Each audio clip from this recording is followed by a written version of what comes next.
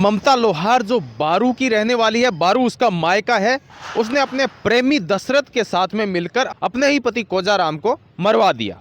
नमस्कार दोस्तों, मैं हूं मनीष गोस्वामी और आप देख रहे हैं सच्ची बात। यह घटना शुरू होती है 21 तारीख को, 21 फरवरी 2024। कोजाराम और ममता की कुछ साल पहले शादी हो जाती है। लोहार जाति से ये आते हैं। ममता लोहार है जो बारू की रहने वाली है, जबकि कोजाराम जो है वो बापीणी का रहने वाला है। जब ममता अपने पीहर बारू में थी, उस समय वह कोजाराम को कॉल करती है और अपने पास में बुलाती है बारू। तभी कोजाराम बापीणी से रवाना होता है और फलोदी पहुंचता है। इसी दरमियान ममता अपने प्रेमी दशरथ को कॉल लगा के कहती है, जो भारमसर में रहता है और रहने वाला आसकंद्रा का होता है, जबकि भारमसर में वह काम करता है।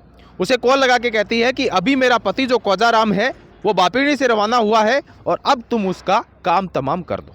तभी दशरथ मेघवाल अपने दोस्त जयपाल राम मेघवाल को साथ में लेकर और मोटरसाइकिल पर फलोदी पहुंचते हैं। तभी बापीणी से रवाना हुआ कोजाराम भी फलोदी पहुंचता है। कोजाराम के साथ में दोनों ही शख्स मिलके, जो दशरथ और जयपाल राम दोनों मिलके और उसके साथ में जान पहचान बढ़ाते हैं और उसके बाद उसे लेकर रवाना हो जाते हैं और पहुंच जाते हैं नाचना। कोजाराम को लेकर दशरथ और जयपाल राम नाचना की नहर के पास में जाते हैं और वहां पर शराब मंगवाते हैं और शराब मंगवाने के बाद में वहीं पर नहर के पटड़े के पास में बैठकर शराब पीने लगते हैं। शराब पीते पीते जब काफ़ी नशा आ जाता है कोजाराम को, तभी उसे पानी की बोतल देते हैं और कहते हैं कि तुम नहर के अंदर जाओ और यह पानी की बोतल भर के लाओ। कोजाराम इस घटना से अनजान था कि उसके साथ में आगे क्या होने वाला है, लेकिन कोजाराम के सर पे भी दारू का नशा सवार था। वह लड़खड़ाते पैरों से नहर के अंदर जाता है और जैसे ही वह झुककर पानी की बोतल भरता है, उधर पानी की बुड़बुड़ से बोतल भरती जाती है और उधर पीछे से कोजाराम को दशरथ धक्का दे देता है और जैसे ही धक्का देता है वो नहर के पानी के अंदर जाके पड़ता है छपाक से और धीरे धीरे वो पानी के अंदर डूबता जाता है और उसके बाद दोनों ही वहाँ से भाग जाते हैं, फरार हो जाते हैं। वापस जहाँ काम करते हैं भारमसर, वहाँ चले जाते हैं। इस पूरे घटनाक्रम की मास्टरमाइंड उसी की पत्नी, कोजाराम की पत्नी ममता लोहार होती है, लेकिन किसी को कानो कान खबर नहीं थी कि आखिर कोजाराम के साथ में हुआ क्या है। पीछे बापीणी में उसका परिवार, कोजाराम के पिता परेशान कि आखिर ससुराल का कहकर गया था कोजाराम, लेकिन अभी तक बारू पहुंचा क्यों नहीं। उधर वह कालू राम, जो कोजाराम का पिता है, वह फोन लगाता है बारू में ममता के पिता को कि क्या आपके पास में कोजाराम पहुंचा है। तब ममता का पिता कहता है कि अभी तक कोजाराम यहां नहीं पहुंचा है। उसके बाद में 2-3 दिन की तलाश के बाद में 25 फरवरी को कालू राम मतोड़ा थाना जाता है। वहां पर जाकर एक गुमशुदगी की रिपोर्ट दर्ज करवाता है कि 21 तारीख को मेरा बेटा कोजाराम अपने घर से ससुराल का बारू का कहकर निकला था, लेकिन शाम के 7 बजे तक हमारा उसके साथ में संपर्क था। 7 बजे के बाद में कोई संपर्क नहीं हो पा रहा है और अभी तक वो मिल नहीं रहा है। मतोड़ा थाना में एक रिपोर्ट दर्ज की जाती है गुमशुदगी की और पुलिस जांच में जुट जाती है। धीरे धीरे साक्ष्यों का पता लगाती है। तभी मोहनगढ़ के अंदर, नहर के अंदर एक लाश मिलती है।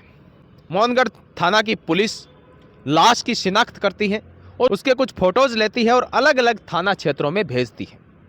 जब मतोड़ा थाना में उसकी फ़ोटो आती है, जब कालूराम को ये फ़ोटोज़ दिखाए जाते हैं और उसके कान के अंदर, लाश के कान के अंदर जो लौंग थे और उसके कपड़े पहने हुए थे, उनको जब देखता है तो कालूराम कहता है ये मेरा बेटा ही है कोजाराम। उसके बाद मतोड़ा थाना पुलिस, मोहनगढ़ थाना पुलिस जाकर और उस लाश की जाँच पड़ताल के बारे में जालम सिंह, वहाँ के जाँच अधिकारी से संपर्क करती है और उनसे पूछताछ करती है। तभी जालम सिंह बताते हैं कि लाश बहुत ज़्यादा क्षत विक्षत थी, पहचान करने में बहुत दिक्कत हो रही थी, इसीलिए उस लाश का अंतिम संस्कार कर दिया गया है। जबकि उसके फोटोग्राफ्स कुछ पड़े हैं, उससे पता चला कि वो लाश कोजाराम की ही थी। उसके बाद कोजाराम के मोबाइल फ़ोन से पता चलता है कि वह किस किस के संपर्क में था। तभी शक का जो कांटा है वो दशरथ और जयपाल राम की तरफ जाता है, क्योंकि फोन रिकॉर्ड में पता चला कि उनसे उसके संपर्क थे।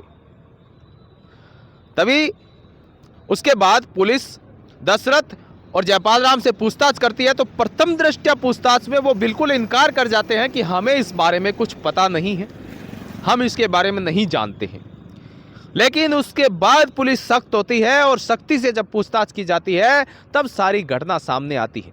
वह सारी सच्चाई उगल देते हैं। कहते हैं कि ममता जिसके प्रेम प्रसंग थे दशरथ के साथ में, और दशरथ जो है वह उससे प्यार करता था ममता से, उसके काफी समय से नाजायज संबंध थे दशरथ के साथ में, और दोनों बहुत बार मिलते भी थे और आपस में प्यार भी करते थे। उसके बाद पूरा का पूरा प्लान है वो ममता का था। उसी ने कहा था कि जो रास्ते में रोड़ा अटक रहा है, वो कोजाराम अटक रहा है, उसको रोड़े को साइड में हटाना पड़ेगा, और दशरथ को कहती है कि तुम इसे मार दो, उसके बाद में हम दोनों अपनी सारी जिंदगी एक दूसरे के साथ में बिताएंगे। लेकिन पता नहीं था दशरथ को कि आखिर पकड़े जाएंगे ये ऐसा घिनौना काम करने के बाद में, और दोनों को पकड़ लिया गया। उसके बाद में बारू से भी ममता को गिरफ्तार कर लिया गया और उन्हें मतोड़ा थाना में हाजिर किया गया। अभी आज यानी कि 3 तारीख को उन तीनों अपराधियों को न्यायालय में पेश किया जाएगा और उसके बाद में उन्हें सजा होना तय है।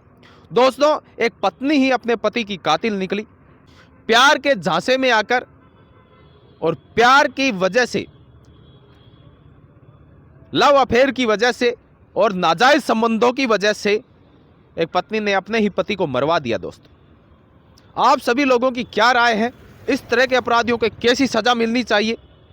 आप सभी अपनी राय कमेंट बॉक्स में जरूर दीजिएगा और इस वीडियो को जितना हो सके शेयर जरूर कीजिएगा, ताकि इस तरह के अपराध से लोग बचें और लोगों को समझ आए कि इस तरह के अफेयर नहीं रखना चाहिए।